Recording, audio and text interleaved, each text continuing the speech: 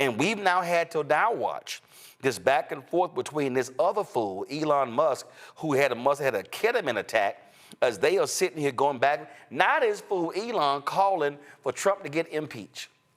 Trump is threatening to pull all his government contracts. So now we got the world's richest man, who's a drug addict, going against this complete fool who wears a diaper, who poops in his pants because too much Adderall, allegedly. And we got all that going on, and I'm sitting there going, are y'all serious? I mean, Well, on this episode of The Real Housewives of the White House, apparently what had happened was Elon Musk had started knocking down Stephen Miller's wife. And then when Elon Musk left 6 days ago, Stephen Miller's wife left with him because people believe she may or may not be one of Elon's brood now. And that is what facilitated... Well, she was married to Dracula.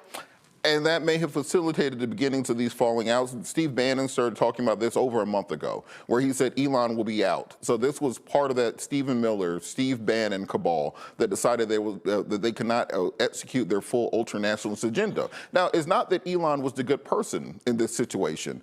Elon essentially put the American government into a point where he is too big to fail. We have astronauts on the International Space Station right now. We cannot get them without Elon Musk. Oh, Elon, right. Matter of fact, I think he announced he's pulling his rocket. I mean, this is his other dude said. They're not there anymore. This other dude said, President versus Elon, who wins? My money's on Elon. Trump should be impeached and J.D. Vance should replace him. Elon goes, yes. Listen, look, my mama told me a long time ago, Nola, when two crazy ass white men are fighting, don't get in the middle of it. That's very specific.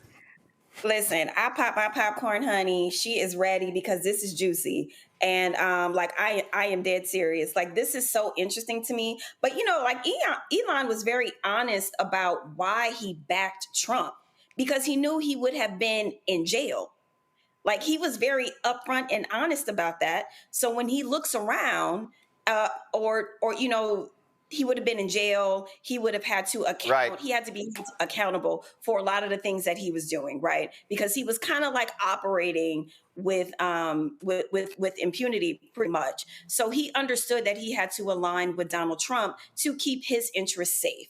Okay, and so anybody, and I know Stevie Wonder saw this coming. I mean, there were bets being taken. I had 3 months. I'm a little over 2.5 months. I mean, we knew this relationship would not last. We have two egomaniacs. Because they are not saying, I just called to say I love you. That ain't happening. It ain't no. Look at this one here. Time to drop the really big bomb. Donald Trump is in the Epstein files. This is the real reason they have not been made public. Mark this post for the future. The truth will come out. I ain't got no problem with all this, Nola. You said Stevie Wonder, but again, I'm just sitting here, and all the other media going crazy. I'm just sitting there saying, please, by all means, continue. I want Elon to be in such a drug stupor where he actually admits what he did to the election. That's what I'm waiting on. That's what I want him to reveal, because I feel like he's 10 seconds from doing that. And so I think he saw what happened. The power of the people. And at the end of the day, it's liberals who buy his products, right? It's liberals who are, very supportive of what he wants to do in space.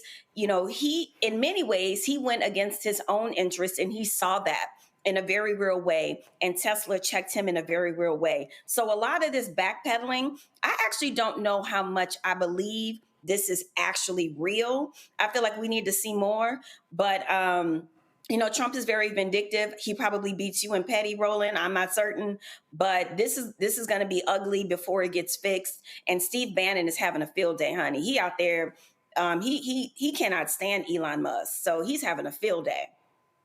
Well, again, when you got two idiots going back and forth, you let both of them implode. Well, my prediction, I think we'll see President J.D. Vance and Elon back in the White House sooner rather than later. Oh, Lord. Yeah, the tech bros. Oh, Lord. The tech bros, they have a different agenda. Well, which is pretty scary, actually. Oh, crazy as hell. Folks, you've heard me say this time and time again, and I'll say it right now. Ain't no millionaires and billionaires contributing to our show. even the black ones. Do you have major advertisers who are spending their ad dollars with us? Absolutely not. Because the agencies say that, well, we don't do news. We can't do news. But I see these ads on Fox News. I see the ads on CNN. I see them on MSNBC. And there were people who literally said, oh, no, this ain't going to work. This is going to fail. Here we are 6 years and 4 months later, 1.58 million followers, started with 157,000. But it's also because of our fan base who contributed. 10,000 people watching live just on YouTube. More on our app, more on YouTube and the other places where we stream. And it's a lot of people, and they're people who I know personally, people who call and ask me to do favors, who don't even contribute to the show. There are people I've seen on social media talk about, how we gotta build our own ecosystem, support our own, who don't actually do it. My man Michael Harriot used to be with The Root, launched something called Contraband Camp. Last night, I signed up, $59.99 for a year. Because I can't say we need more black media, and I can't say that, but then I don't actually support it. Other people who I've actually poured into, invested in. So when I ask you to join us, there are people who are in our YouTube chat who are joining in. We don't charge a subscription fee. There's no minimum amount we charge you. Because the goal that we wanted is for this to be open so people can be able to access it. I was walking through the Atlanta airport when I arrived on Tuesday and I left on Wednesday. And so many brothers and sisters stopped me and they said, man, I'm watching your show, I'm listening to the podcast. Thank you, keep going, keep going, keep going. But y'all, I say it all the time, we cannot keep going if we can't fund it. The lease of our office is up next year. It's gonna be an increase. When we talk about staff, there are some positions that we would love to fill. Today, we actually shot 2 pilots of a show that I would love to launch, and we're gonna run those shows in the next 2 weeks. There are 2 of the shows that we're planning pilots on. That's gonna cost money for the people producing and working it and for the people who are hosting the show. Because I'm not saying please work for free. But we are not going to be able to have voices that speak for us if we don't support those platforms. So I do what I'm asking you to do. I literally support other black-owned media platforms because we need more of the voices than just me. I'm just one person. But I want to create Black Star Network to create more Black Stars. I want to be able for us to have 6, 8, 10 different shows hosted by Millennial, Gen Z, and other Gen Xers. I tried to do a show with a Generation Alpha, but the ask of his daddy was so outlandish that I said there's no way I can even do that. But there are others who I'm looking at. Oh yes, when I travel the country, I'm paying attention and I'm looking at people who are 12 and 14 and 15 years old and watching them saying, how can I support what they're doing and build the next generation? So when we ask you to support us, when I say we want 20,000 people on average giving $50 each, which comes out to $4.19 a month, 13 cents a day, y'all, that's $1 million.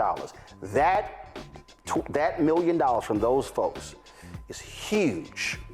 Brother hit me today. He said, man, I've been talking about contributing. He said, I finally did it today. He contributed $250. There's some other people I saw, they contributed $10. Somebody contributed $1.08. That 8 cents matters just like it was $800. It all adds up. So what we do here is what nobody else in black-owned media is doing. We are trying to build a network of multiple voices that will speak to our people in a way to serve as giving the clarion call to justice, to truth, to honesty, to decency. The people who are going to cast the vision. And we need you to say, like the people did to Nehemiah, let us rebuild.